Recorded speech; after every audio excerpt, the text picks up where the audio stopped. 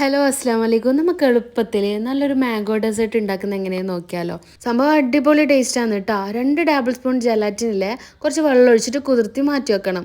100 gram butter എടുത്തിട്ട് melt ചെയ്ത് വെക്കണം.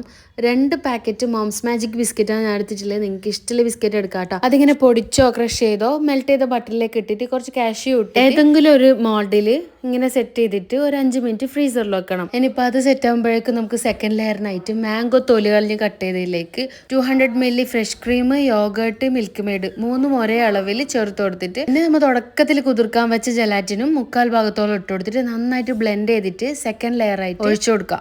ഇനി ഇതും കൂടി ഫ്രീസറിലേക്ക് സെറ്റ് ചെയ്യാൻ വെക്കാം. അടുത്ത് നമുക്ക് ടോപ്പ് ലെയർ സെറ്റ് ചെയ്യാൻ വേണ്ടിയിട്ട് ഒരു മാംഗോ ഫുള്ളായിട്ട് കട്ട് ചെയ്തിട്ട് എടുത്തിട്ടുണ്ട്. അതിലേക്ക് 200 ml വെള്ളം ഒഴിച്ചിട്ട് നന്നായിട്ട് മിക്സ് ചെയ്തിട്ട് ഒരു ചൂടായ പാത്രത്തിലേക്ക് ഒഴിക്കാം. അതിലേക്ക് 3 ടേബിൾ സ്പൂൺ പഞ്ചസാരയും ബാക്കിയുള്ള ജലാറ്റിനും ഇട്ടിട്ട് നന്നായിട്ട് ചൂടാക്കി എടുത്തിട്ട് നമ്മളെ രണ്ടാമത്തെ ലെയറിന്റെ മുകളിലോട്ട് ഒഴിച്ചിട്ട് ഫ്രിഡ്ജിൽ വെച്ചിട്ട് തണുപ്പിച്ചെടുക്കാം.